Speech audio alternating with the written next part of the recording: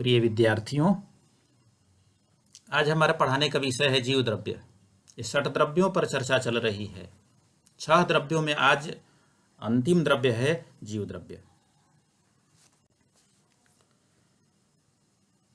अब तक जितने द्रव्यों पर चर्चा हुई है वे सब अजीव द्रव्य के अंतर्गत आते हैं। ये सारे अचेतन द्रव्य हैं, जैसे धर्म द्रव्य, अधर्म द्रव्य, आकाश द्रव्य, काल द्रव्य, पुद्गल द्रव्य। ये सब अजीव द्रव्य हैं, अचेतन द्रव्य हैं। एक यही द्रव्य है जिसको हम जीव कहते हैं, जिसको आत्मा भी कहा जाता है। अन्य दर्शन में जिसको आत्मा कहा गया उसे जैन दर्शन में जीव कहा गया। एकमात्र जीव ही ऐसा द्रव्य है जो चेतन द्रव्य है, बाकी सभी द्रव्य अचेतन द्रव्य हैं। जीव अस्तिकाय द्रव्य है। अनस्तिकाय तो मात्र एक काल द्रव्य है, बाकी सारे अस्तिकाय द्रव्य हैं। जीव द्रव्य को हम आसानी से समझ सकते हैं द्रव्य संग्रह में प्रयुक्त की गई एक गाथा से। द्रव्य संग्रह जैन दर्शन का ग्रंथ है, दिगंबर परंपरा का मान्य ग्रंथ है, नेमिचंद सिद्धांत चक्रवर्ती कृत। उसमें स्टार्टिंग में ही जीव द्रव्य को परिभाषित किया गया है। कहा गया है, जीवो उवोग मवो अमुत्ति कत्ता सदेह परिमाणो भोत्ता संसारत्थो सिद्धो सो विशो डगई। जीव उपयोगमय है, अमूर्त है, कर्ता है, देह परिमाण है, भोक्ता है, संसार में स्थित है, सिद्ध है और स्वभाव से ऊर्ध्वगमन करने वाला है। ये जीव की विशेषता है, ये जीव के लक्षण हैं। जब हम एक एक लक्षण पर विचार करेंगे तो जीव का जो टॉपिक है उस पर विस्तार हो जाएगा उसका। अभी हम संक्षेप में ही उस पर चर्चा करेंगे, विचार करेंगे। जैसे जीव उपयोगमय है। उपयोग का अभिप्राय क्या है? चेतना के व्यापार को उपयोग कहते हैं। वह चेतना का व्यापार 2 रूपों में होता है, ज्ञान रूप में और दर्शन रूप में। ज्ञानोपयोग और दर्शनोपयोग, ये जीव के उपयोग के 2 भेद हैं। यानी जीव वह है जिसमें ज्ञान और दर्शन पाया जाता है। ज्ञान दर्शन से जो संयुक्त है उसे हम जीव कहते हैं। जीव उपयोग स्वरूप वाला है। कोई भी ऐसा जीव नहीं है जो ज्ञान से युक्त न हो और दर्शन से युक्त न हो। यदि ज्ञान और दर्शन से जीव रहित हो जाए, एक क्षण भी जीव ज्ञान और दर्शन से रहित नहीं हो सकता। यदि रहित हो जाए तो वह फिर जीव न होकर के वह अजीव कहलाने लगेगा। जैन दर्शन में तो यहाँ तक कहा गया है कि मोक्ष काल में भी जीव ज्ञान और दर्शन से संयुक्त रहता है। जीव अमूर्त है। जीव कोई रूपी नहीं है, उसका आकार नहीं है, उसे हम आंखों से देख नहीं सकते हैं। जीव साक्षात्कार का विषय है। उसका हम आत्म साक्षात्कार कर सकते हैं, उसका हम अनुभव कर सकते हैं, अनुभूति कर सकते हैं, बाकी उसे देख नहीं सकते। जीव कर्ता है, कर्मों का कर्ता जीव है और कर्मों का भोक्ता भी जीव है। केवल कर्ता नहीं है, कर्मों का भोक्ता भी जीव ही है और कोई नहीं है। कहा भी गया है, अप्पा कत्ता विकत्ता य, आत्मा ही करता है और वही फलों का भोक्ता ही है। अप्पा कत्ता विकत्ता य दुहान य सुहान ह सुहान य अप्पा मितम मितम य दुपट्ठियो सुपट्ठियो। सुख दुख का कर्ता जीव ही है और कोई नहीं है। आत्मा देह परिमाण वाला है। जैन दर्शन में आत्मा देह परिमाण स्वरूप है। जितना बड़ा देह है उतना ही उस देह में आत्मा वैसे ही रूप में फैली हुई रहती है। यदि देह छोटा है तो आत्मा छोटी है, देह बड़ा है तो आत्मा बड़ी है। एक चिट्टी की आत्मा उस चिट्टी के देह में ही समाहित रहती है और वही मर करके यदि उसका जीव हाथी बनता है तो उस आत्मा का फैलाव हो जाता है और हाथी के स्वरूप में आत्मा फैल जाती है। आत्मा देह परिमाण वाला है। उसके प्रदेशों में संकोच और विस्तार की क्षमता है, जिसके चलते आत्मा देह परिमाण से युक्त हो जाती है। संसार में स्थित है आत्मा। जीव के दो भेद संसारी और सिद्ध किया गया है। संसारी जीव कर्मों से आबद्ध जीव कहलाती हैं। जो भी कर्म से बंधी हुई जीव हैं वो सब संसारी जीव कहलाते हैं, और जो कर्मों से रहित जीव है उसे सिद्ध जीव कहते हैं, उसे मोक्ष में पहुंचा हुआ जीव कहते हैं। जीव स्वभाव से ऊर्ध्वगमन करने वाला है। ऊर्ध्वगमन कब करता है जीव? जब सिद्ध गति को प्राप्त करता है, जब कर्म के बंधन से रहित होता है और जब मोक्ष की ओर गमन करता है तो जीव की ऊर्ध्व गति होती है, अधः गति नहीं होती। ऊर्ध्व गति वैसे ही होती है जैसे एरंडी का फल जब पकता है तो उसका जो फल है एक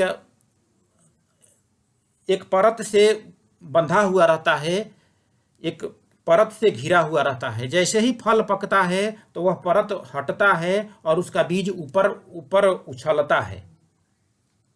जैसे दीपक का लौ जलता है तो दीपक की लौ ऊपर की ओर, आकाश की ओर गति करता है। वैसे ही जीव जब कर्म के बंधन से रहित होता है, हल्का होता है, तो वह ऊपर की ओर उठता है, ऊर्ध्व गति करता है। उसका स्वभाव है ऊर्ध्वगमन करना। जैसे अग्नि का स्वभाव है ऊर्ध्वगमन, वैसे ही जीव का स्वभाव है ऊर्ध्वगमन करना। उस द्रव्य संग्रह में ही अगली गाथा है। ती काले चदु पाने व्यवहारो सो जीवो। जीव त्रैकालिक है। ती काले, अतीत में भी जीव था, वर्तमान में है और भविष्य में रहेगा, त्रैकालिक है। ती काले चदु पाने, 4 प्राणों से युक्त है। इंद्रिय बल, आयु और आनपान, श्वासोच्छ्वास, ये 4 प्राण हैं। विस्तार करने पर प्राण के 10 भेद हैं। 5 इंद्रिय के प्राण, स्पर्श रस गंध, स्पर्शन रसन घ्राण चक्षु श्रोत्राणि, ये 5 इंद्रिय हैं। 5 इंद्रियों के प्राण, इंद्रिय बल, मनोबल, वचन बल और काय बल, ये 3 प्राण। 5 3 8 प्राण। श्वासोच्छ्वास, श्वास लेना और श्वास छोड़ना, ये 2 प्राण। श्वास लेना और श्वास छोड़ना 1 प्राण, और आयुष्य प्राण, ये 10 प्राण है। जब तक आयुष्य प्राण रहता है तब तक जीव उस शरीर से युक्त रहता है। जैसे ही आयुष्य प्राण समाप्त होता है, जीव का देह छूटता है और अन्य देह में वह प्रवेश कर जाता है। ये व्यवहार नय से जीव के लक्षण हैं। जैन दर्शन की दिगंबर परंपरा कहती है कि निश्चय नय से तो जीव चेतना लक्षण से युक्त है। जो चेतना लक्षण से युक्त है वह जीव है। निश्चय नयदो दु चेतना जस, चेतना लक्षण से युक्त है वह जीव है। अब हम जीव के स्वरूप पर विचार करते हैं। इसका स्वरूप क्या है, कैसा है? जैसा कि हम बता चुके हैं कि षड्द्रव्यों के स्वरूप पर विचार 5 दृष्टियों से किया जाता है। द्रव्य दृष्टि, क्षेत्र दृष्टि, काल दृष्टि, भाव दृष्टि और गुण की दृष्टि। द्रव्य की दृष्टि से जीव अनंत है। अनगिनित जीव है इस संसार में, गिनती नहीं किया जा सकता। अनगिनित अनंत जीव हैं। क्षेत्र की दृष्टि से लोकाकाश में व्याप्त हैं। पूरे समग्र लोकाकाश में जीव व्याप्त हैं। ऐसा कोई स्थान नहीं है जहां अनगिनित बार जीव जन्म नहीं लिया हो या अनगिनित बार जीव की मृत्यु नहीं हुई हो। हालांकि जीव की मृत्यु होती नहीं है, लेकिन अनगिनित बार जन्म मरण का जो धर्म है जीव के साथ वो नहीं हुआ हो, ऐसा कोई संसार में स्थान नहीं है। कोई भी पदार्थ की, कोई भी द्रव्य की मृत्यु समग्र रूप में नहीं होती। ध्रुवता द्रव्य का लक्षण है। उत्पाद व्यय और द्रव्य से युक्त द्रव्य होता है, उसके रूप में परिवर्तन होता है, उसके गुणों में परिणमन होता है। बाकी द्रव्यों का समूल नाश नहीं किया जा सकता। काल की दृष्टि से अनादि और अनंत से युक्त जीव है। ऐसा कोई काल नहीं था जिस समय जीव नहीं था, और ऐसा कोई काल होगा भी नहीं जिस समय जीव नहीं होगा। जीव और पुद्गल सदा ही थे और सदा ही रहेंगे। जैन दर्शन तो सृष्टि की परिभाषा देता है कि जीव पुद्गल से ही सृष्टि का विकास हुआ है, सृष्टि का निर्माण हुआ है। कोई ईश्वर नहीं है जो सृष्टि की रचना किया है, जीव और पुद्गल मिल करके सृष्टि बना है। भाव की दृष्टि से अमूर्त है, अभौतिक है, चैतन्य से जीव युक्त है। कोई रूप नहीं है, कोई रंग नहीं है, कोई आकार नहीं है जीव के पास, लेकिन चेतना लक्षण से जीव युक्त है। अन्य कोई द्रव्य चेतना लक्षण से युक्त नहीं है, जैसा कि हम पहले बता चुके हैं। चेतना धर्म केवल जीव मात्र की है और किसी द्रव्य की नहीं है। गुण की दृष्टि से चेतन स्वरूप ज्ञान दर्शन युक्त है, जैसा कि पहले हम कह चुके हैं कि जैनिज्म में तो यहाँ तक कहा गया है कि जीव ज्ञान दर्शन से युक्त है और कभी भी ज्ञान दर्शन से रहित तो हो ही नहीं सकता। यहाँ तक कि जीव जब मोक्ष गति में पहुंचता है उस समय भी ज्ञान और दर्शन साथ रहता है। अनंत का अभिप्राय जो ऊपर हमने बता चुके जीव अनंत है। अनंत का अभिप्राय असंख्य प्रदेशात्मक अनंत जीव असंख्य प्रदेशात्मक है। उस असंख्य प्रदेशात्मक दृष्टि से जीव के असंख्येय प्रदेश हैं, उस दृष्टि से जीव अनंत है। फिर भी जैन दर्शन में जीवों का वर्गीकरण किया गया है। जीवों का वर्गीकरण स्थूल भी है और सूक्ष्म भी है। जैसा जीवों का वर्गीकरण किया गया है, जीवों के भेद प्रभेद जैसा किए गए हैं, वैसा अन्य दर्शन में नहीं किया गया है। ये जैन दर्शन की खासियत है। त्रस जीव, स्थावर जीव के 5 भेद, फिर त्रस जीव के द्विंद्रिय से लेकर पंचेंद्रिय तक, फिर इसी प्रकार देवों के 4 निकाय आदि आदि जो जीव का वर्गीकरण है, विभाजन है, अन्य दर्शनों में वैसा नहीं है। यदि हम पूरा विस्तार से चर्चा करें वर्गीकरण पर तो ये 2-3 दिन 4 दिन का टॉपिक है।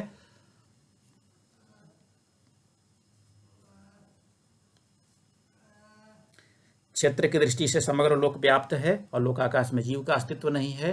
जैसा कि हम पहले बता चुके कि धर्म और अधर्म का अस्तित्व लोकाकाश तक है, इसलिए जीव और पुद्गल आदि द्रव्य लोकाकाश तक ही व्याप्त हैं और लोकाकाश में कोई द्रव्य नहीं है, मात्र आकाश द्रव्य है, अलोकाकाश जिसे हम कहते हैं। ऐसा कोई स्थान नहीं जहां जीव न हो। ठीक है, द्रव्य 6 माने गए हैं। 6 ही इसलिए माने गए हैं कि 6 द्रव्यों के अपने अपने गुण हैं।